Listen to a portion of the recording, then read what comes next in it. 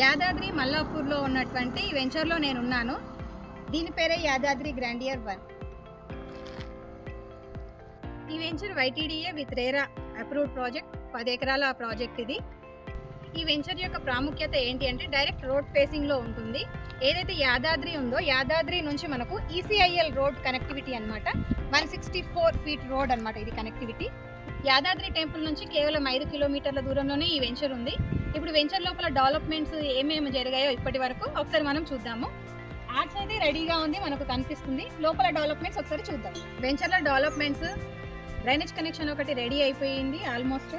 Electrical pole and water connection almost complete అయిపోయాయి వెంచర్లో మొత్తము.